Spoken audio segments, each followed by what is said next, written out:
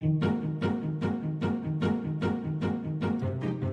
hello and welcome to what is a summer episode of the Adoption and Fostering Podcast, probably 144, but we're a bit confused actually about what number we're up to because we've got a level of summer madness going on.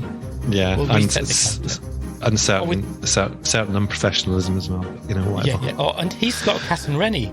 I am, yes. Thanks for that, yeah. And I'm Al Coates. Oh, yeah. It's the summer. It's the 20th of August and I'm frazzled. I've had enough. Yeah, I totally had enough. Yeah. So today, Scott, who have we got? What is this? You're not even here. Today, you're on a ship. I know, yeah. I'm on a cruise line somewhere along the Nordic. Yeah, just checking in on the 3G, Anyone for deck kites? Whatever they play. They play deck kites. What? I don't know actually. Shuffleboard. You'll be playing shuffleboard. Yes, I know, but I don't know if that's on like the posher boats, whereas the ones that I'm on, it kind of. It'd be bingo.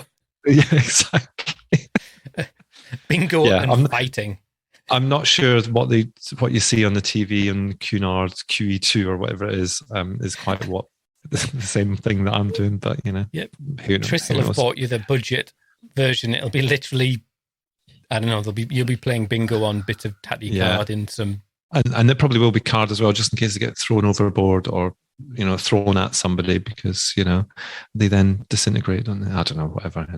Anyway, back to your question. So this week we're talking to Mark Owers, and friend of the show, returning guest, and Mark has recently, well, he's not recently, but he has recently left his role as Director of Children's Services in Jersey. But we were talking to more in the capacity of his chairing of the National Adoption Recruitment Steering Group. Yeah. Or NARSG. NARSG. NARSG. Off the tongue. It does, doesn't it? Yeah. NARSG. Got a tattoo with that on. Head of NARSG. Sounds like a super villain. Well, you did talk about recruitment. Our thoughts on recruitment.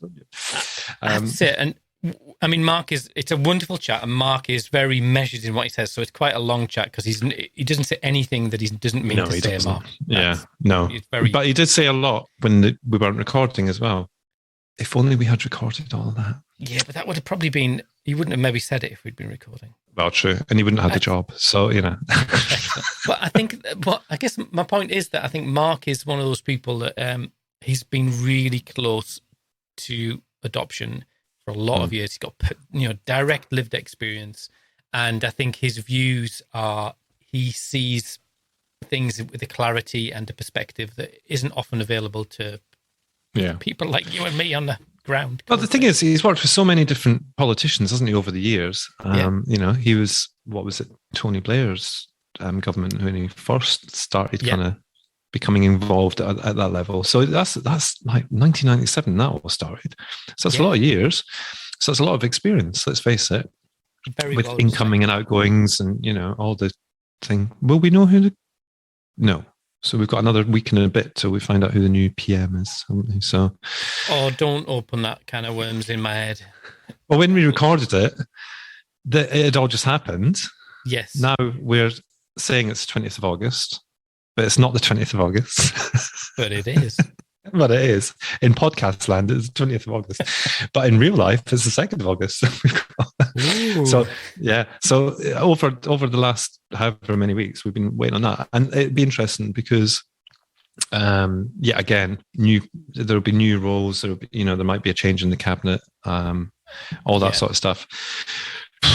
What a year 2022 is turning into. We thought 2020 and 2021 were bad enough. 2022 is turning into, But I mean, so my reflections are that we got all the stuff from Will Quince, and we, the amount of time and energy we put into getting that, and then he's gone within weeks. Mm-hmm. But days. Days. But for me, the thing that really bugged me was that a lot of people direct messaged me and were saying, I don't vote Tory, but I kind of bought into this guy.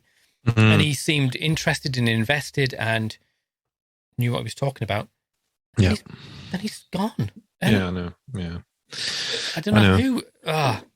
I think I'm brick wall. Yeah, and I agree with you on that. And I think that my kind of reflections on it would have to be someone quite special, politician-wise, for us to talk to them now, because it's easy to talk to them. No, I'm being serious, because I think it's civil servants and people like Mark who are going to be around and dipping in and out of the kind of the changes and all that sort of stuff. But actually, politicians will come and go, and like you say, we invested a lot of time, a lot of effort, a lot of work into that for something that is essentially free.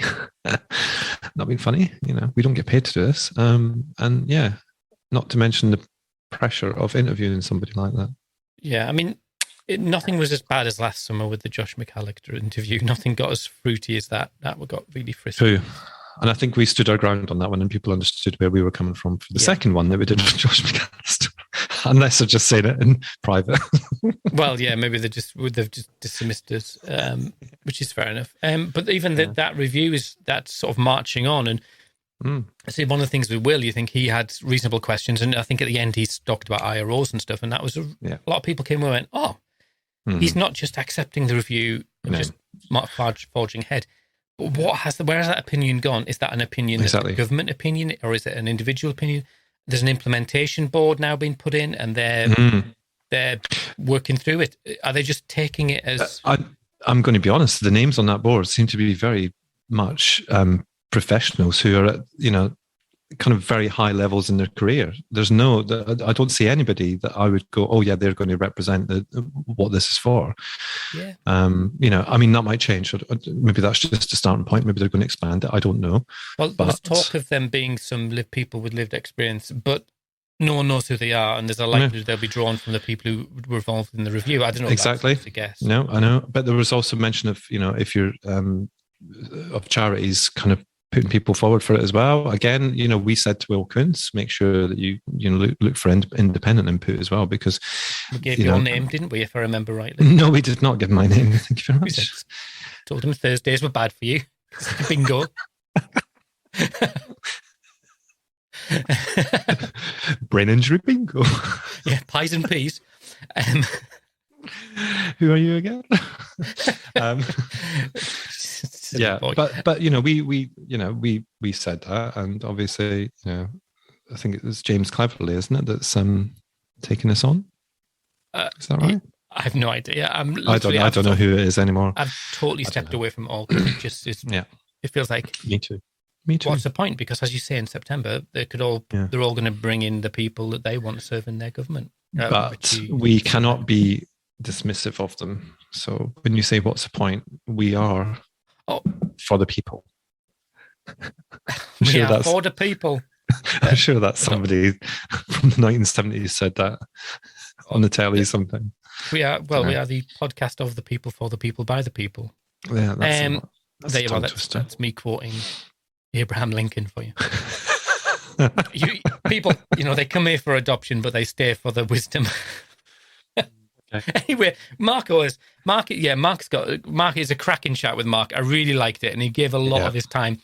And I love the fact his kids were like firing different cannons in the background, which was fantastic. Yeah, all 50 of them, or however many as he has. It puts me to shame, that man. He's like under the age of 12, 13. Yeah, I know they are, aren't they? Yeah. He makes them wear clothes made out of curtains. It's all very odd. See what I did there? You see what I did? Anyway, so it's the 20th of August. You're on your cruise. We're now going to then... it's all very odd. In our heads, we're all very confused. So we're going to record another podcast that will come out before this one, and where we'll catch up for the whole summer. So hopefully that was good. There's no point even mentioning it. Why am I mentioning it? No, exactly. Yeah. Because that's just what happens. We go from one podcast to the next, and then we don't remember the one that we did before. So, It's like a drunk is in charge of scheduling. Yeah, I know. Yeah. Anywho, I've got lots of things I could say on that, but I won't. Yep, hold your tongue. Okay, well, here we go. There's Mark. Yeah. And I hope you're all having a lush summer. And I'm off back to my sunbed. Your sunbed on a Nordic cruise? I'm hopeful. 21 degrees, you never know. What, under a sleeping bag and a parka? Yeah, exactly. Lashed to the decks in rolling seas. And a hot chocolate. Through a straw, because you don't scald your face off. Anyway, there you go. It's a picture of you lashed to a deck. I'm gonna find memes of people sailing now, and I'm gonna just post it. Fabulous. You do that. If you do the cover for this one, I want a picture of a boat on it. Oh, could do. I could do a GIF with someone just rowing a boat along the screen. Yeah, that's it. There you go. That's how we fill our summers in. So look after yourself, Poppet, and don't drink seawater. No, definitely not. No. Recording stopped. How close do you think we are to the sea when we're on a boat? What? Because this isn't a ferry. This is a cruise line, and there's a big difference between a ferry and a cruise line. You know that, don't you? What do you mean? Well, you're saying don't drink seawater. How close do you think you are to the sea when you're on a cruise line? Well, you're in the sea. Do you think it's lashing over the sides, and you're sitting on your balcony and you get splashed by big waves and stuff like that? I've just looked at my weather app, and the prediction is for force 8 gales around Norway for the next. Literally, you'll be helicoptered off by a seeking helicopter. Well, that's my normal mode of travel, to be fair. So. You don't use your legs, heavens. No, why should I? Oh, no. That'd be so funny if something happens. What sort of psychopath are you? I just got visions of you strapped to a deck chair and them lifting you off in a helicopter. Oh my God. It's like no, it's happened once. You want it to happen again. Is that what you're telling me? Oh I know you've got a penchant for helicopter rides. Yeah, I do. But normally, I would be sitting upright. Yeah. Not laid down. Lashed to a deck chair. Anywho. Poor Tris. He's had to be very quiet today because we were doing that. There he is. He's a very brave boy. Isn't he just? Well, today we are speaking to Mark Owers, and coincidentally, it's your birthday, but we're using the peanut that reverses time, so we're recording this before your birthday, but happy birthday, Mark. Thank you very much, both of you. Nice to be on the show again. Excellent. And a brief bio of Mark. Mark is the chair of the You Can Adopt reference group, as well as an independent care advisor, consultant thing.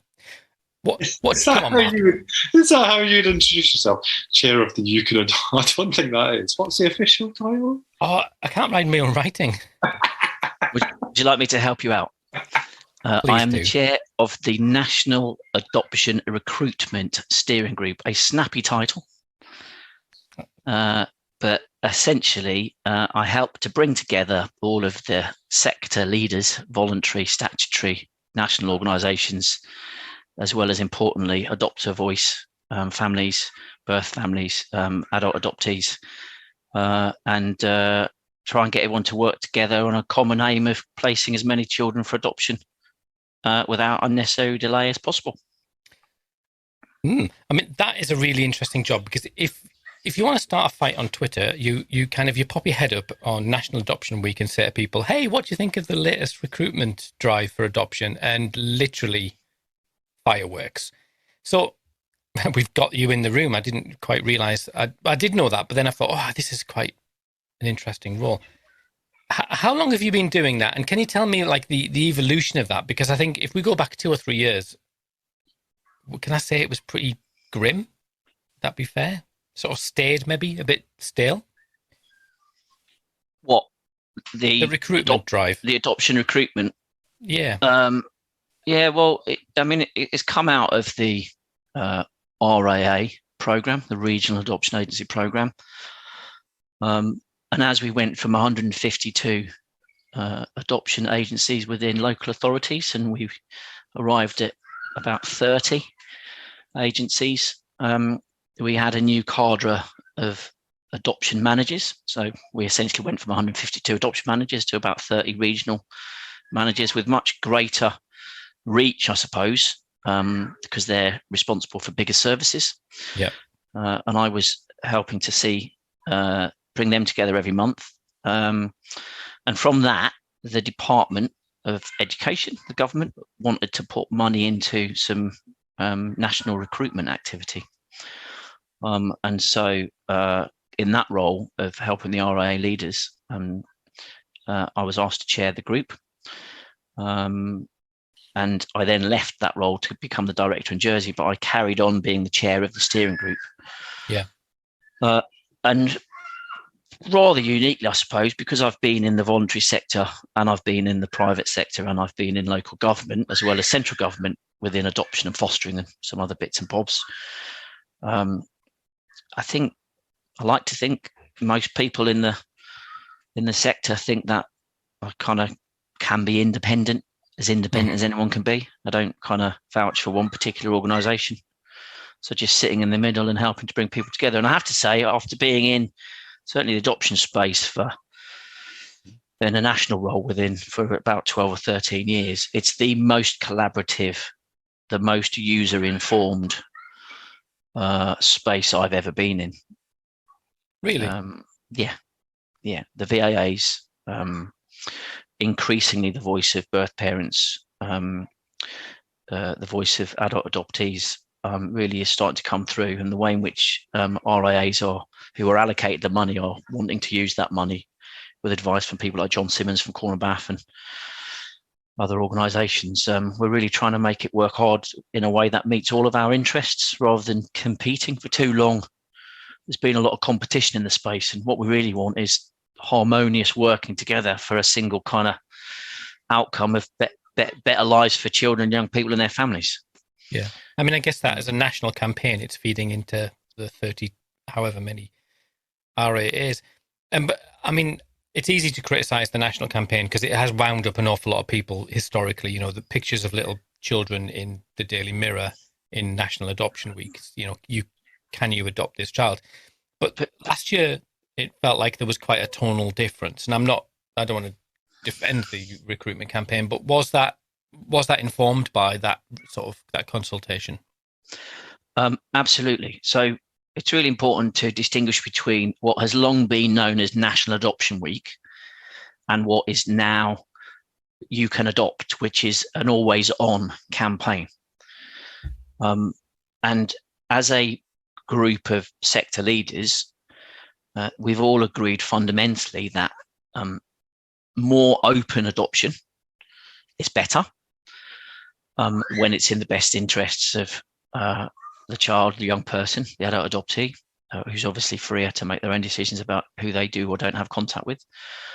That we understand the central importance of birth families in adoption, and we enable adoptive parents, adoptive families, their friends and family to kind of be the best parents they can be. But ultimately, we know, and the contact after adoption work that Beth's been involved in for decades, I know you've had Beth on, it tells us all we need to know about the importance of identity and a sense of belonging for children who come into care, who leave care, who can't safely be looked after by their birth families, but who invariably will gravitate back to them in one way or another. Well, why do they have to go back? Why can't we keep them current? Why can't we keep siblings involved throughout? Why can't we keep uncles and aunts involved when it's not always as easy to keep mum and dad involved? And so we're really clear that if we want to bring people to adoption, we're saying adoption is wonderful, but it's not without its challenges. And when you adopt a child, you're also adopting their first family. And there's some challenges within that, aren't there? Because historically, people come to adoption because they haven't been able to have their own children, and they've not necessarily wanted to kind of entertain all these other people being in their lives. They just want their own child, and they want to cherish them for who they are and within their own image at times. But we know that might work in the early years, but children want to know about their history and their identity and where they've come from and who they are in the most rounded way possible. And so we want to have a much more sophisticated conversation nationally about what adoption is and what it means to all parties to adoption. And I'm very, very firmly of the view that birth families are right in the thick of that. And we need to be much more respectful. But of course, within that, we need to work much harder earlier to keep children in their birth families. Yeah. And if they can't be with their immediate mum and dad, then, of course, living with their kin is where we need to go next. And I'm delighted to see kinship care finally being properly promoted and centre stage through the care review. You're sort of moving us on a bit, but I'm going to keep you back here for a little bit. But it seems interesting then to use that format, which is, ostensibly a recruitment campaign, to actually influence the national debate about what the future of adoption looks like. I mean, in some ways, it makes perfect sense to do it there. That the front door is very much this is what the future of adoption should look like. You set the tone from the very first contact. You mentioned there then that National Adoption Week. Is that then reframing National Adoption Week? If You Can Adopt is then on all the time? Yeah, and it isn't just about adoption recruitment. It's about helping people to understand what adoption means to all parties to adoption, including the highs and the lows of the adoption experience. And in our most recent campaign, which is called A Life Less Ordinary, where we're wanting to encourage people to come to adoption with an open mind and to consider adopting those children that wait the longest, older children over fives, sibling groups, children with additional needs, and children from Black, Asian, minority ethnic communities. What we know in adoption is the longer you wait for adoption, the less likely you are to be adopted. So delay is not a good thing. Mm-hmm. But all children who have plans for adoption should be seen equally, and we should promote all of them equally, and they should have equal access to adoption. We shouldn't just cherry pick what we deem to be an easier child, a baby. Yeah. And what the latest campaign has all been about is demystifying, debunking some of the misconceptions around what it means to adopt children who tend to wait longest. And we're asking people to come forward to adoption with a much more open mind, whilst also promoting how much better adoption support has become. That is not to say adoption support has got to where it needs to. It's still inconsistent. It's not always available when it needs to be, but it is so much better than it was. Yeah. I mean, yeah, I think that's really laudable. And I think that by comparison to a few years ago, which, as I said, I think that the adoption recruitment has moved on. It's in a totally different place to that sort of those stereotypical, tear-stained faces on the front of the Daily Mirror going, "Can you take this child?" or in whatever the morning TV program. So that feels like a positive move. And what are the results like? Because in the midst of all that, we've got more adopters waiting than we've got children waiting. Is there any ethical consideration about, just stockpiling adopters for children? Or is that part of the recruitment to think about getting just like you said, does that reflect the fact you're doing a life less ordinary? What we know is, whilst we've got more adopters than we have children waiting, we still don't have enough adopters who come with an open mind to adopt the children who wait the longest. And what we know from the research is often adopters who take a child who has waited longer, it's more often because they've just waited longer to adopt, and they've kind of thought they've been prepared better, or they've compromised on what they thought they wanted when they first came into the adoption system. Compromise isn't the right word, but what we need is an adoption system where people are they are confident that they can do it themselves, that their friends and family can be supported to help them, and when they need peer support and when they need professional support, that support is available. And if we get that right, people will be prepared to be stretched, if you like, to kind of consider what might be more challenging behavior. But of course, when you take a baby, a wonderful baby, but you don't actually know how they're going to develop, do you? Because they're still very young. You don't know whether they have a learning difficulty or have additional needs, or whereas when you adopt a 5 or 6 or 7 year old, and I'm really pushing the boundary when I get up to 7 and 8. But you know so much about them and how they react, what their triggers are, how they respond to different types of parental kind of support and behaviors, how you help to keep them regulated. And I think that's a really interesting concept for us to explore in adoption, that actually knowing more about a child because they've been on the earth longer and actually supporting adopters, also kinship carers and foster carers, to be able to look after them and care for them really well and prepare them and continue to support them is something we need to get better at, but we know how to do it more and more. I'm conscious that Scott's not said anything, so he's probably got questions. He's got thoughts. I have to say as well, if people are listening to this and can hear children screaming, it's Mark's children. They're firing each other from cannons because they finished school yesterday. There's no control over his children. It's fine them screaming. It's just people might be worried that you're killing children. Yeah. You just sit there. They're just having fun.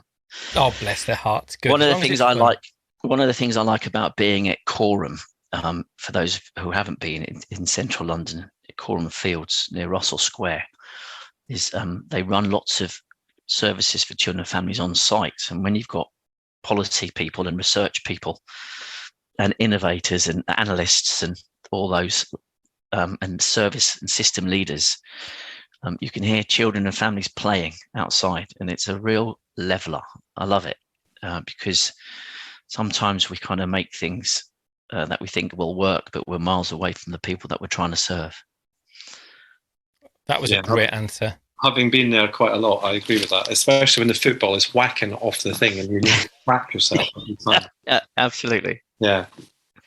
So what are my thoughts? So Al just sent me a text here saying, are you all right? And I'm like, don't know how to kind of delicately come into this conversation, because we've talked about the You Can Adopt campaign for quite a while on the podcast as it's been going on. And I guess you shouldn't always believe what you read on social media, but it does come in for quite a bit of criticism. And I've got to be honest, we've criticised it a little bit as well, because the message originally seemed to be very kind of black and white. You can adopt. That was that to somebody looking in seemed to be the message. You can adopt.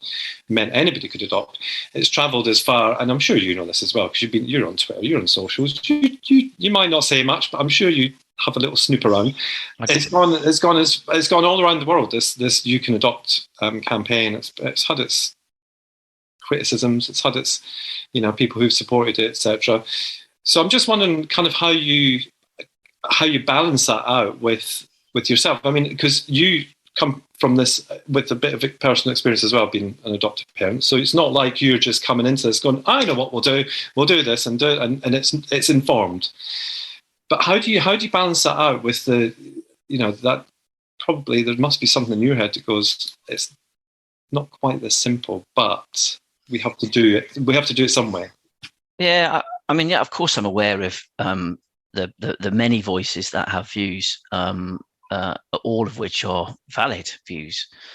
But the point you've just made is exactly where we started. No one wakes up in the morning and says, right, what should we do today? It's looking a bit rainy. We're not going to be able to go out and play football. Why don't we adopt?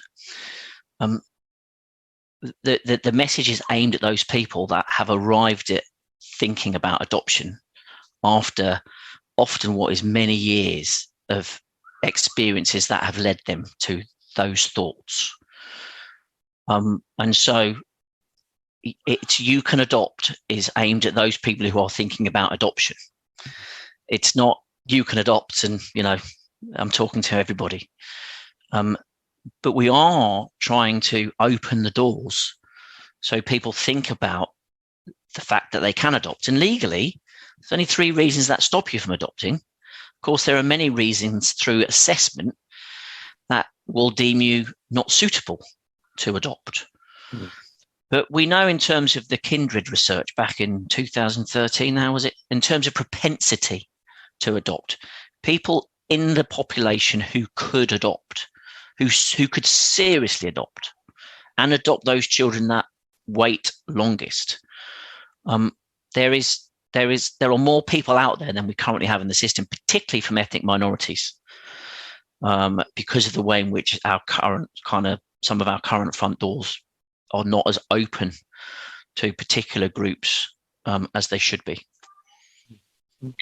So it isn't about opening up to everybody. It's about encouraging those that are already thinking about it. Yeah. So I guess people that take that literal message you can adopt are kind of picking up in a way that it's not meant to kind of. Yeah. Well, the ones that take it literally who aren't thinking about adoption will say, no, I can't because I don't want it. Yeah. And those that are really thinking about it, hopefully it will say, maybe I could. Yeah. And if I'd ask your listeners who haven't been onto the You Can Adopt website, there's a wealth of podcasts, videos. You can edit that bit out. We're building the material all the time, and there's podcasts from and interviews with birth mothers, from adult adoptees. Beth Neal's on there about contact, the importance of open adoption when it's the right thing to do. And what we're trying to do is just broaden out the discussion and the thought process. And this is complicated stuff. Adoption is the best thing I've ever done. It's also the hardest thing I've ever done. It has been life-changing. It's been transformative for the better, but it's a tough ride. But alongside that, you show me any parents of adolescents that don't have difficult days. Parenting, not all parenting is the same. Of course it's not, but parenting is tough. Yeah. And adoptive parents get much more preparation and training than other parents. I mean, yeah, I guess our job is to offer hopefully appropriate levels of not criticism in the truest sense, not just criticizing, but kind of reflecting on it and kind of, a bit of scrutiny to stuff. And yeah, I agree about all of that. And I think we've spoken to a lot of contemporary adopters, so people who are getting approved now and have done in the last few years.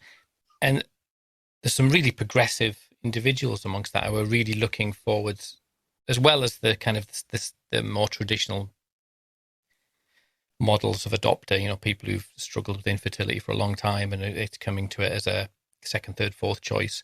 I'm conscious that we could talk a long time about that, but I want to move you on to something that you've written recently, if that's okay. You know what I'm talking about. Yeah, a birthday card yesterday. Well, yeah. I mean, what are you hoping for today for your birthday? What are your plans? Well, I'd like to go down to the beach and go for a swim. Maybe get my paddleboard with the kids and have some sausages on a barbecue. Maybe a few drinks later on with friends and family. You are living the literal dream, the adoptive parent dream. Because if people who don't know, you've got two adopted children, haven't you? 2 adopted children, and then we had triplets. And if anyone wants to go back and listen to that episode, I can recommend it. Yeah, just a day in the life of Mark Owers. Yeah. So you wrote an article about the Adoption Special Guardian Leadership Board, and before you get to the article, you were there at the beginning, weren't you, of the Adoption Special Guardian Leadership Board? So tell us about the genesis of the board and sort of what you think the next steps are. So I think it's important for us to remember the history, as you say. And since the coalition government came in with Clegg and Cameron in 2010-11, all governments since then have prioritised adoption over all other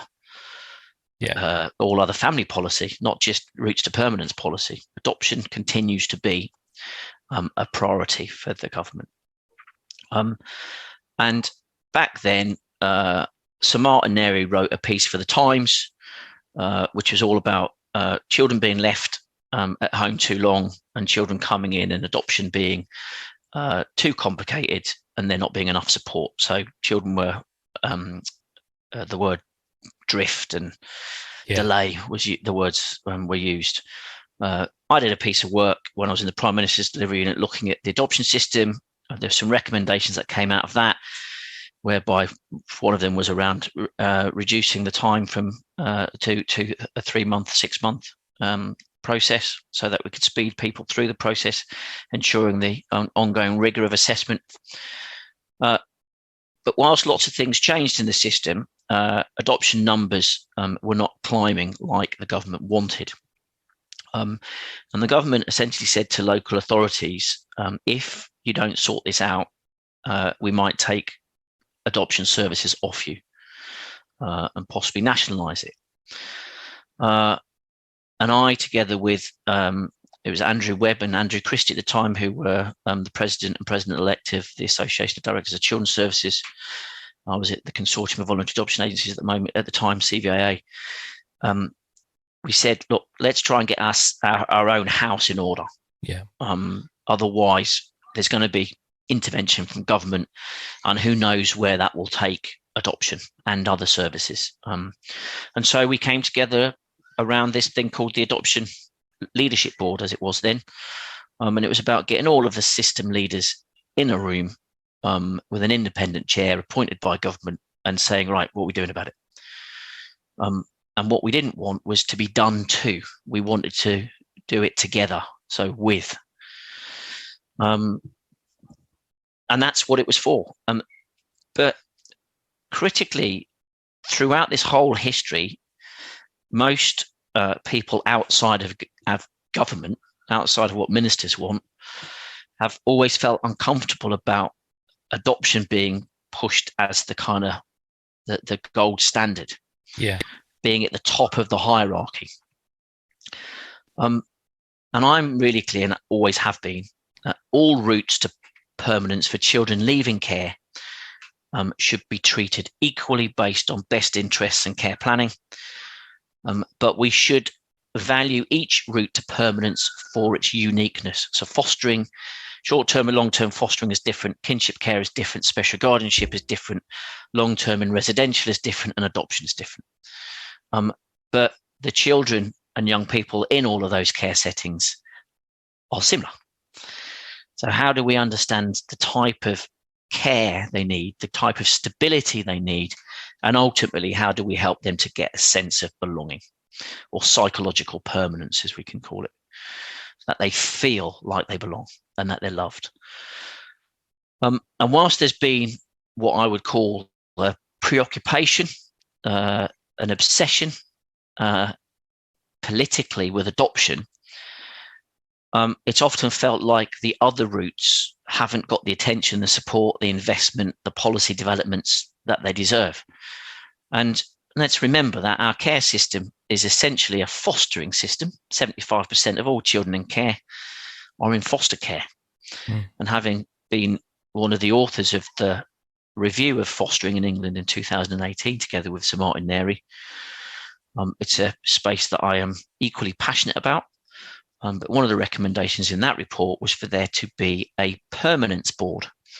So for there to be a place nationally where people came together with leadership responsibility for the services and the system to ensure all children coming out of care reach permanence, actually well beyond their 18th birthday. And what we've done in the sector is we've often banged to the government's drum, and there's no doubt we've improved the adoption world significantly over the last decade. Yeah, £250 million worth of investment in therapeutic support and therapeutic parenting. You know, we talk about PACE and Dan Hughes and Dan Siegel and trauma informed in a way that 10 years ago we just weren't. Right? Yeah. You know, child adolescent violence on parents. Sorry, Scott, tell me the right title, given you've just opened it in. No, don't. Leave him hanging. Leave him hanging. You know, what we know about children now, but it's not just the children that get adopted. So this is about the sector on behalf of children, birth families and care settings,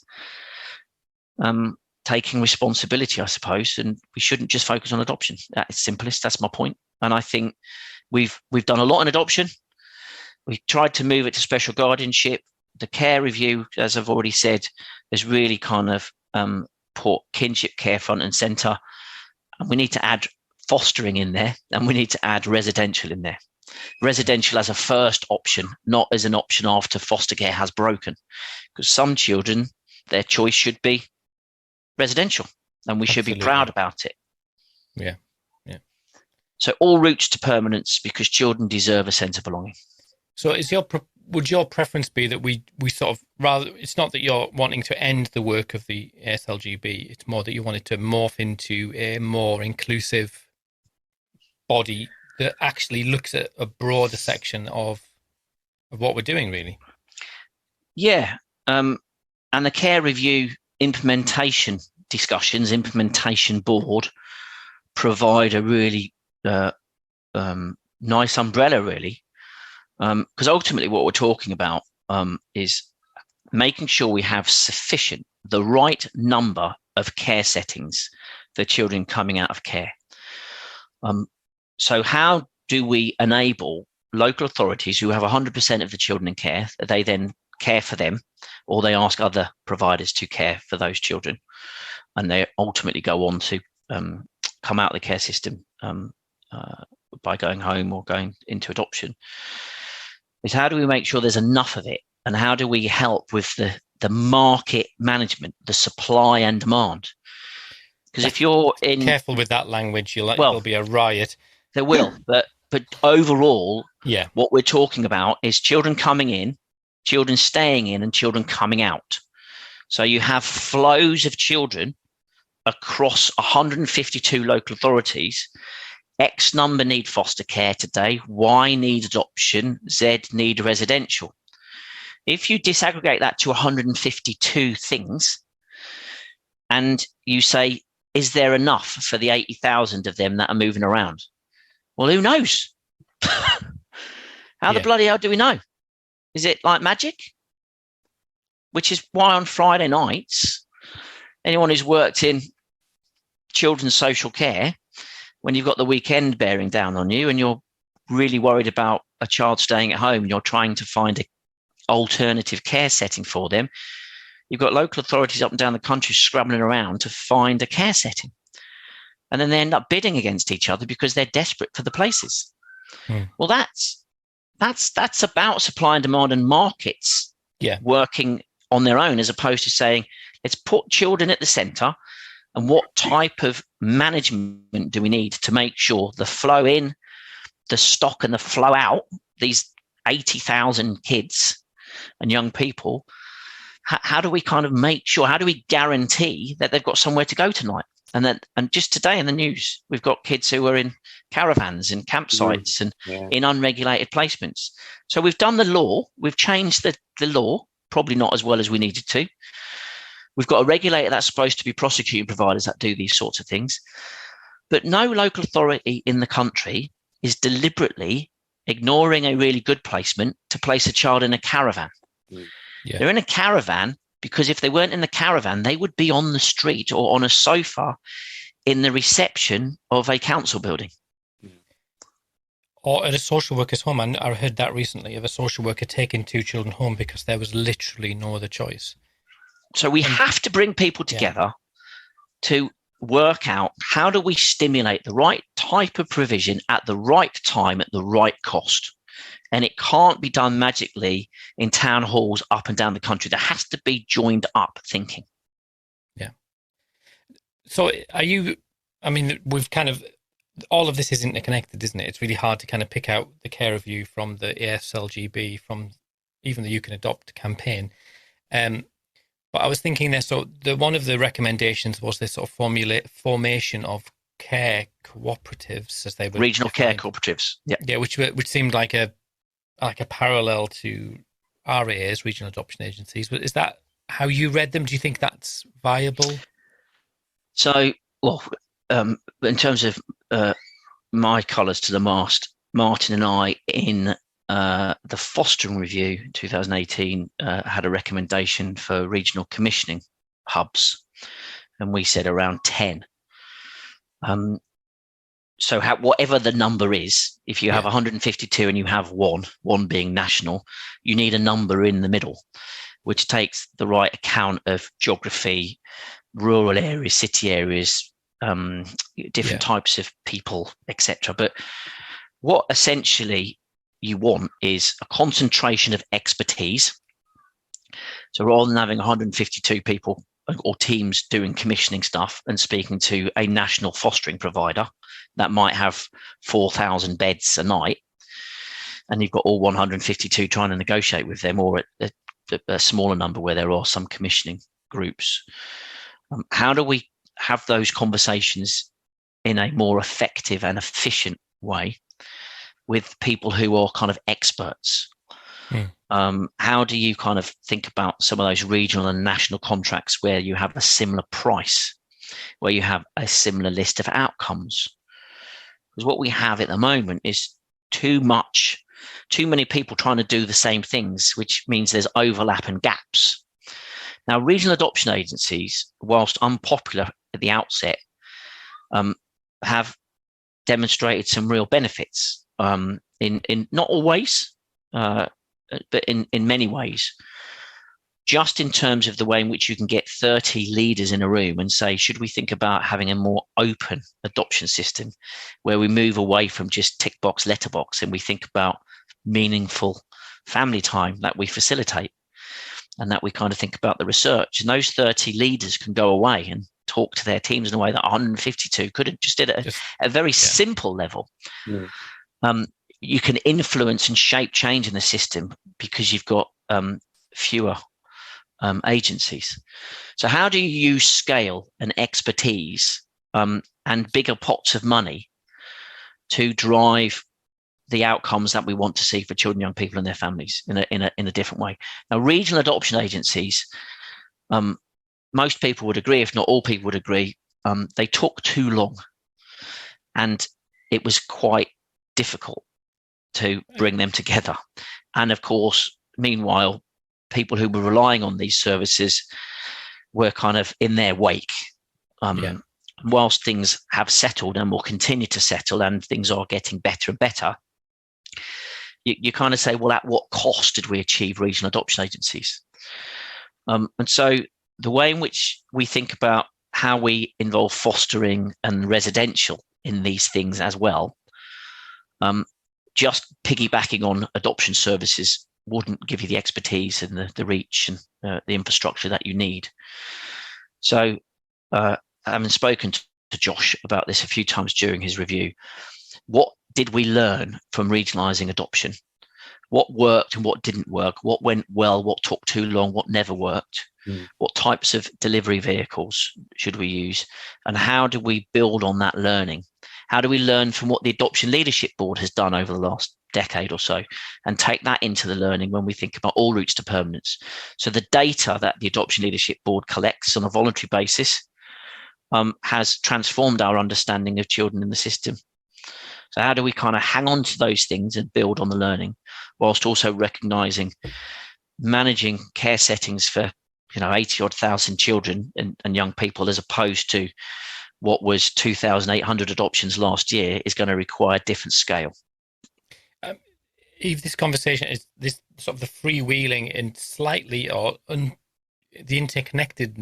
connectivity of all of it just means that it's actually hard to even have a conversation about it, because you're talking to different groups of people, and it's a really strong argument to having one system that looks at permanence and that then overlaps, because I was thinking, as you were talking there, one benefit of the board is the board can influence what the REA leaders do, because will the REA leaders, if they're left to their own devices, just become system focused, whereas the board can come in and go, hey, this is the future, this is what we think you need to look at. The board influences that. So is that one thing that you'd look to keep in a new permanency board? I've asked lots of questions. Scott, do you have any questions as well? Because I'm just yakking away here.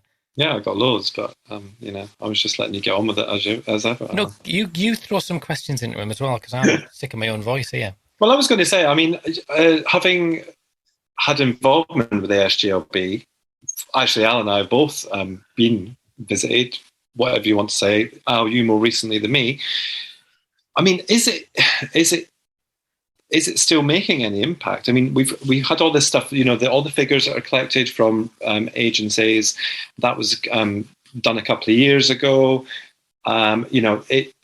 It's, I guess, membership has increased of the ASJLB. There's a lot of people, and sometimes there's 2 or 3 from one agency going, or one member of the ASJLB. So I think sorry, I will get to my question. I think when I read it more that actually it's lost its impetus in terms of what it was trying to do, and it should morph into something else. So is that essentially what? That's essentially what I'm saying. Yeah. And I do think there would continue to need to be some sort of overarching group nationally over adoption, and an overarching group which we don't have over fostering and over residential. But if you want a coherent, collaborative kind of strengths-based, relational-based, rights-based, trauma-informed system, then there has to be some kind of coming together at the top. And the way in which it is complicated, Al, but if you keep it really simple, some things need to be delivered locally in your street, right? I need a social worker to visit my house to make sure my children are safe, or to kind of ask me questions about adoption, right? So I need a social worker in my building. Some things can be delivered sub-nationally, like the way in which we might coordinate some contact arrangements, just the actual logistics of it, not the relationship bits of it, or the way, and then there's something the way in which nationally we think about matching. So how many children in the system, how many adopters in the system, and what might that look like, and how might we give that information to the local or the regional? So what needs to be delivered nationally, what needs to be delivered sub-nationally, and what needs to be delivered locally? And how does that make sense from coming into the care system, including early help, to coming out of the care system and having a sense of belonging that's either in care or out of care? And there are lots of moving parts in that. So how do you bring the right people into the room at any one time who have the power, so the influence and the interest? So and they basically, too many people sometimes go to a meeting and it's all well and good, but they were never going to be able to make the decision. So how do you get the what they call them, the rainmakers? How do you get the rainmakers in the room when you need the rainmakers in the room to make the big decisions? And how do you kind of get the residential staff and the foster carers and the social workers and the family support workers in the right place when they need to be there to help and support and challenge? And what we don't do enough of is think about the architecture of the whole. Yeah. And the adoption piece is the best example of it. We've done so much in adoption, and we spend all this money really helpfully on adoption support through the Adoption Support Fund. And what we did is extend it to special guardians. Well, that was an adoption solution, which doesn't work for special guardians. Special guardians need help with contact, and they need another bedroom or a bed or an extra sofa for grandma to sleep on. They can't access therapeutic support if they're struggling with internal family politics around contact arrangements, or if they materially don't have the kind of the kind of income and the support they need. That's not to say there shouldn't be some kind of support fund for special guardians. That's not to say there shouldn't be a support fund for foster carers. It's not to say there shouldn't be some way of accessing therapeutic support when you're in residential care, when you're being placed in a children's home that's supposed to be a therapeutic children's home, but actually it's just a caravan.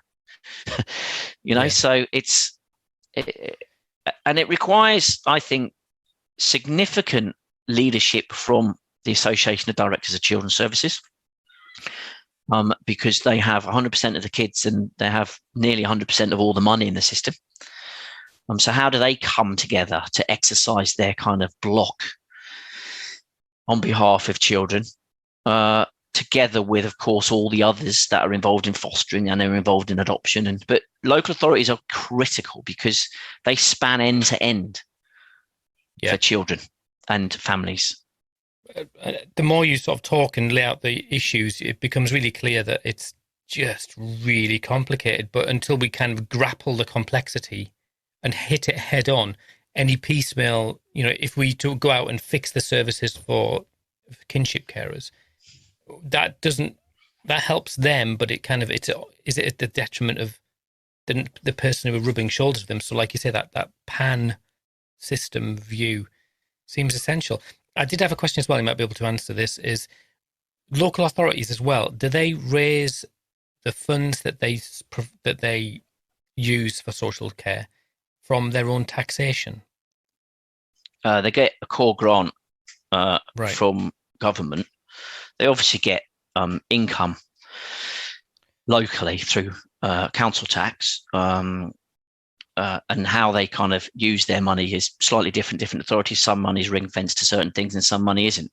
But what we know in local government is children's services budgets, on the need of children's services, particularly around special educational needs and those children and young people with additional needs, are creating significant pressures on the overall local government budget. Because the example of the caravan is a really interesting one, is because you can't find a foster carer, for example. I don't know what this. I saw the article, but I've not read it. So you can't find a foster carer on a Tuesday night. So you have to book a caravan, and you have to get enough workers off from wherever that's. You phone up the people and say, I need 2 or 3 to man a caravan with a young person in. What do you need? You 3, 4 for a week? Depends on their needs, but yeah. But of course, it's an unregulated placement because it's classed as a short break or a holiday. Yeah. And then if you move the child around, you can kind of get around some of the regulations and expectations. But that's a bottomless pit of money, isn't it? By comparison to a foster care placement, it's and money you can't not spend. You've got to spend it. But the answer, we always keep coming back to this answer. If you provide early enough help with families and provide them with financial support when it's needed, you could probably keep more children out. You absolutely will keep more children out of the care system. And when children come into the care system, the vast majority of them will be best placed and cared for in foster care.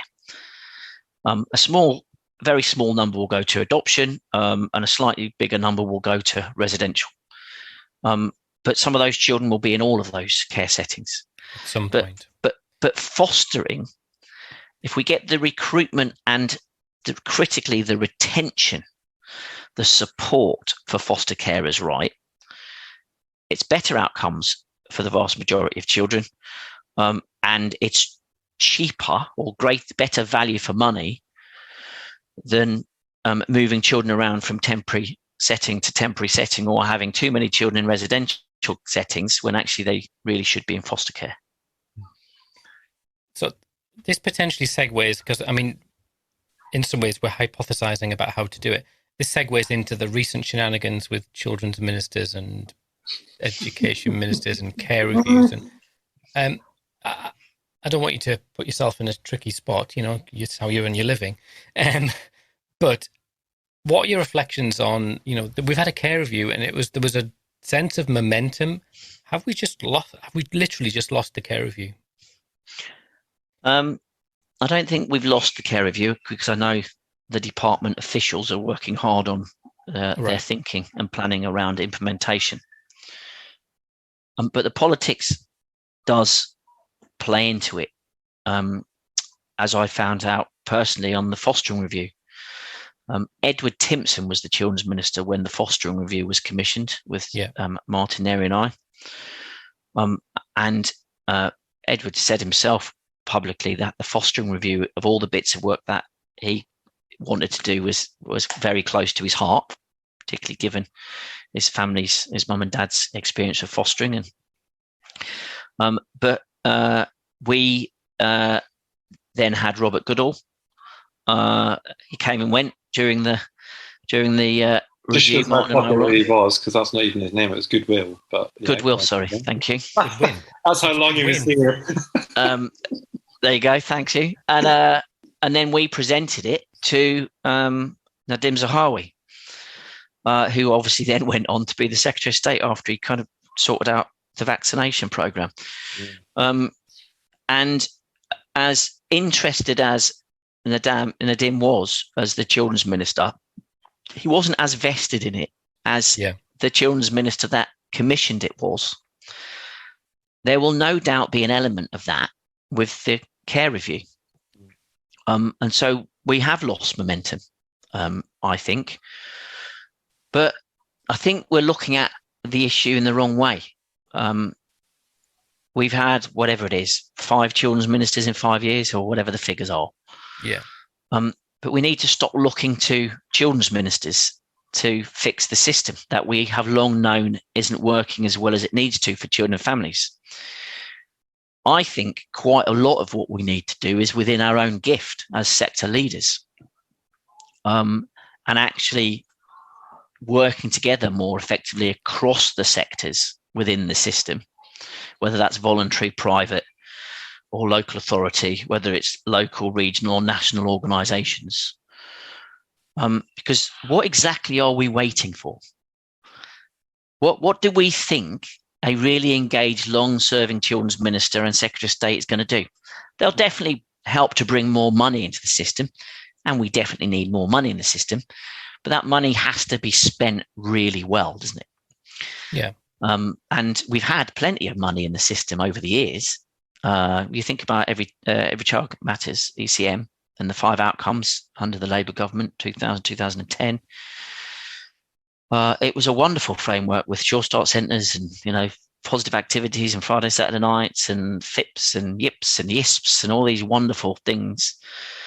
But none of that kind of has transformed the way in which we can help the most vulnerable children and families in our society. So if we keep waiting for the next children's minister or the next government, we're going to just keep waiting because it'll always change. That's politics, right? Mm. But when you look at people who've been in the system and have the institutional memory and kind of know what we've said we were going to do that we haven't got to, when actually we thought at the time that was a really good recommendation. Well, let's try and implement some of the things we've said we need to do based on some good research. And I use the word research because there's so much good research done by, very talented, long-standing experts, as well as the reviews. Josh in his forward, says thanks to all those that have reviewed in this space. So you think about Monroe, Laming, Neri, Owers, McAllister. There's a long line of reviews. They're all saying similar thing. The care inquiry by the APPG, the importance of relationships. It's the same message. Isn't it? We've been saying the same thing. Social care, social work, social work. It's about being social, relationships. Yeah. It's about having a kind of a relationship to enable change and to be trusted and to be kind of accepted in someone's kind of family world to help nudge along in the right direction. So are we looking at the Association of Directors of Children's Services as perhaps being pivotal then? Because they represent all of the local authorities, and they are the ones that if they're not on board, it's going to be difficult. And with a national board over that, kind of lobbying them to see effective change, those two sort of arms. I mean, the association has always and will always be pivotal, but it's a membership organisation of autonomous entities which are essentially built around the politics and the legislation. So each director of children's services is accountable to the elected members in their locality. And the local government legislation is very clear on what they can and can't do together. They can't subsidise each other financially, for example. So you still have 152 cats you're trying to herd. And herding cats is difficult. And the association lobbies really well. It does some great research. If you look at the kind of pressures research that they've done on understanding pressure on the front door over the years, some great insight. Every year, the next president has a kind of a long list of things or a short list of things that they want to prioritise. But to what extent is the association able to drive the system change it needs alongside Ofsted, alongside the department, as well as all of the kind of the multiple kind of providers that sit in and around local government helping to deliver? But for me, and the Adoption Leadership Board is only a small example of this, but I think there is a vacuum in leadership. And how do we bring the right people around the table with the right incentives, the right rewards to drive a system response when it's the system, a subnational response and a local response, and where there's real clarity around that? So thinking back to then, because you've got my mind whirring, and I've got loads of things going through it about the finances, about who could do this, who could do that. So going back to when regionalisation started, that was kind of from up on high came this proclamation that, you know, every local authority should be part of a regional adoption agency, and here's some money to do it. There's a lot of money spent there, a lot of money wasted as well, actually, in some ways, by some who started to form regions and then broke away and went and did, you know, blah blah. Who can dictate sort your crap out? I wanted to say the other word, but you know, who can actually stand and say sort your crap out, guys? Because this stuff we know. Just you know, fix it by whatever means. You know, invest in ultimately billions in it. Actually, is what's going to be needed. But where is that going to come from? And secondly, who's going to, you know, sort it out? Here you go. Well, that's the $1 million question, Scott. You know, from a kind of simple delivery kind of advisor answer, a delivery system is made up of players, so people who are in the delivery system, whether that's a frontline residential childcare worker or a foster carer, and then you've got a leader, a chief exec or a director of children's services, and then you've got the people who benefit from the services. So how you understand their experience, how you amplify voice, how you actually kind of give them voice that doesn't need to be amplified. You know, who's doing the amplifying? It's a good question as well, isn't it? And then you've got money. So how does the money flow? Then you've got regulation and laws. So how does that help to kind of shape it? And you've got some other things like data flows, information flows. So in any delivery system, if you map the system, there are certain things that you would look at, and you'd look at how those things are essentially driving to a single vision, a shared vision, improved outcomes for children. And what is abundantly clear to all of us, I think, is our system at the moment, all of those kind of things are not interacting in the right ways, are they? No. And so when you say who's responsible, so when you map out a delivery system and you kind of consider all those things, one of the questions you can ask of it is who is accountable? Now, a DCS and a lead member is accountable in a local authority, right? And for any child living in another local authority who is kind of in the home of this local authority, but hosted elsewhere, we know it's that local authority. But when you've got other providers in other areas, and you've got children moving around the place all the time, and you've got a social worker with a care plan, and you've got an independent reviewer officer making sure that the care plan's being adhered to and kind of raising challenge and being supportive, it all starts kind of getting a bit kind of less clear, doesn't it, on kind of where the responsibility lies, where's the accountability. And one of the things I wanted to get to in the fostering review, which Martin quite rightly kept pulling me away from, was the accountability framework for the care system. So who is accountable, and how do we ensure accountability in the care system? Often people will say Ofsted. Well, Ofsted has an important role as the regulator, but we expect too much of Ofsted whilst also blaming Ofsted at times. And actually, when in our review we talked about, do you need 2 social workers when a child's in long-term fostering, supervisor social worker and a children's social worker, and when we said local authority DCS should be free to dispense with an IRO if they think that's the right thing to do. We didn't say get rid of IROs. We said there should be freedom, because we were saying one size does not fit all. But when Josh says, let's get rid of independent visitors in residential care and let's get rid of IROs, but let's put it all into advocacy and let's let the Children's Commissioner run the advocacy. Well, have we done enough of the hard thinking about the overall accountability framework? If we take something out and move something here, what does it mean for Ofsted? What does it mean for accounting on the money? What does it mean for the data that we use for kind of understanding outcomes? What does it mean for user voice? And what we haven't done is the hard thinking on the accountability framework that will transform the experience of children and families that come into the care system.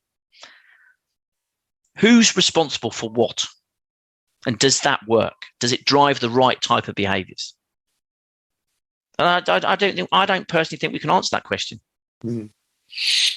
You're frying my brain, to be honest with you, because the closer you look, the more complicated it becomes, doesn't it? You know, I don't know about you, Scott, but I'm like, this is so much more complicated. Have we got any hope for change?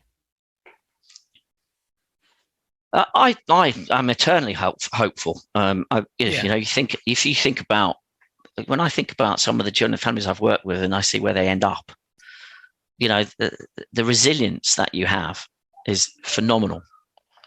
And when we talk earlier, we were talking about children who wait the longest.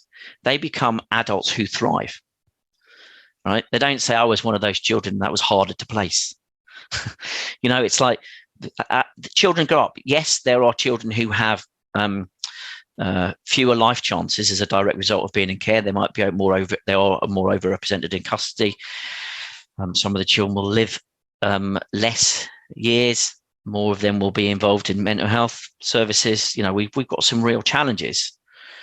But I think change is possible. I think we see change a lot. We just don't see sustainable change, and we don't see it system-wide.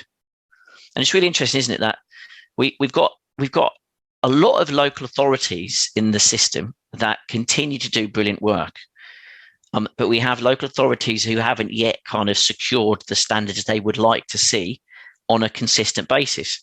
So what we do is we change the law, we change the Ofsted framework, we introduce new money, or we take money away, or we change the leadership. What the good authorities do is they go like this: they change the dials and they just adapt to the new way. The ones that were struggling anyway, and now I've got to struggle with all this change. New thing to struggle with, yeah. So we think the way to change underperformance is to change the system. So I'm not saying we need whole-scale system change. I'm saying we need a better understanding of the system and how we understand accountability that takes account of story of place. Because I don't think one size fits all. No, I mean, I feel like I've come away with more questions. And it's because I want to come back. Well, once another hour. You can need to wait a while because we need to go away and lie in a dark room for a couple of years. To be fair, I think it's 3 years since the last time he was on. I think it's true. It's true. We'll have you back. It is just. It feels like that there's a leadership vacuum. Maybe that is the issue, because all of that stuff is, like you say, all of that stuff. If we know it and we contain it, then it is someone who can kind of invest the time and energy, someone who's charismatic, who understands the system, who's probably not political, but can drive that through or push all of these moving parts into this kind of this new shape. Is that what was driving the article, really? Yeah, it's a national kind of framework to enable local delivery. You know, local members, lead member for children's services and their DCS and their staff and whoever they kind of work with locally, they should be free to deliver outstanding high quality services every day, free from unnecessary interference from the centre. But the way in which they all come together and interact needs to be better coordinated and held together, because at the moment there is a mismatch in the way in which we're serving children across the country. So what does the whole look like, and how do we enable individual services to kind of do their very best whilst knowing that someone's got their back? Yeah. Yeah, I mean, it's really interesting because one element with that was we asked Will Quince, we said, why do we not have a You Can Foster campaign? And he sort of hinted at something. We thought even simple things like that, because that we see that there's, all those complicated conversations about the right kind of foster care is not enough of them, and not too many of the wrong sort and stuff. So that is, and you've no doubt have seen this. I wrote to Nadeem Zahawi as the Secretary of State, promoting the benefits of the National Adoption Recruitment Steering Group, and proposing that group had done a lot of learning over the last 3 years, and could help inform the development of similar in foster care. And importantly, the steering group doesn't just kind of do the campaign piece, because if you're going to stimulate increased interest in adoption, you've got to be confident that the adoption front doors up and down the country are ready. So we've done loads of mystery shopping work. We're on the third phase of mystery shopping work as a steering group with regional adoption agencies and voluntary adoption agencies, where we're giving critical friend feedback on what works and what doesn't, when we've kind of cold called their organisation, when we've described ourselves as a Muslim family, or when we've described ourselves as a LGBTQ plus family, or whatever, and what type of reaction are we getting? How supportive does it feel? We've done loads of work locally around faith and cultural literacy. So it's not just about the campaign. In some respects, the campaign bit, getting stuff on the telly and getting Anne Diamond ready for an interview, is the easy bit. It's actually making sure that the sector is aligned and ready. And so we meet with all of the adoption marketing leads from the RAAs and the voluntary adoption agencies. So they inform the collateral. They know when it's coming. They're ready, so that we're trying to pull adoption almost in one shared direction. So when we push the button on a life less ordinary, everyone's ready to talk about a life less ordinary in a way that you can only dream of in fostering at the moment. And the fostering and residential worlds have probably never been further apart following the care review. Because of the Competition and Market Authority's report, we have such tension in the way in which commissioning and provider is working in fostering and residential. And we need them to be harmonious, to work closely together, and to enable the free movement of children in and out of the right care settings. Interesting, isn't it? Because I think in some ways the care review has done a little bit more damage than it perhaps expected to do in terms of pushing people away. Well, it's exposed some of the big kind of cracks, which have long been there. And actually, we need to heal some of these relationships. We need to build through a strengths-based approach, less deficit conversations with each other we need more trust in the care system between providers and commissioners. We need to have more openness, more togetherness, because we're not serving children and families as well as we could. The potential's all there. And we do it every day of the week up and down the country. We just don't do it every time, first time, consistently.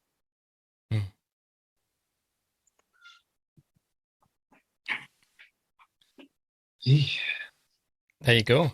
Yeah, I think that's a good place. Should we sing Happy Birthday now? Wait a minute, I'll get the cake. Light the candles. Oh no, that caused a forest fire. We don't want that today, do we? It was a pleasure spending my birthday in the future with you today. Thank you. Wow, I need to lie down and just think about that sentence. That's a real mind-bending thing. I just knew having Mark on was going to cause lots of conflicts in our heads, and I don't need any more brain work.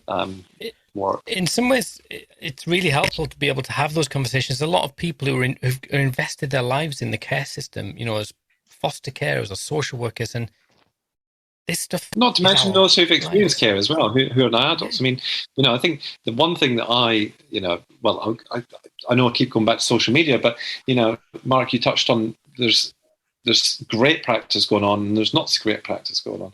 And, you can tell the ones who are listening and who are trying to develop their services to accommodate all these things with very tight budgets. But equally, you can see the number of care experienced people as an example who are really, they've experienced this crap. I've never experienced it. I'm not sure either any of us have, any of the three of us here. So, you can understand why it's a hot potato and why people get so, passionate about it. If that's what their experience is. Yeah, well, I mean, here is one of the most complicating factors. We're talking about people's lives over many, many, many years. When we think about adult adoptees 50, 60 years of age, and we look at, where we've had in terms of relinquished babies and the history of adoption, and we've come such a long way, but their lives are still their lives. Their experience is that's what happened to them. And when we talk about adoption, we're not talking about a moment in time. We're talking about the history of adoption and all that means to all parties to adoption over 80, 90, 100 years. And I'm biased, but it's a really, really important public policy, social justice kind of piece that we've got to get right, because the state needs to look after people and enable them to look after themselves ultimately. Well, that's probably a really good place to end. So we're going to thank you so much for your time. It's a beautiful sunny afternoon on your birthday in the future, in the past. Who knows? Really appreciate you coming on. And of course, keep writing your articles and we'll keep looking out for your name and see what you're up to. So keep us informed. Thank you so much. Thank you for having me. It's great to see you both. Cheers. Or talk to you both. Thank you, Mark. See ya. Yeah.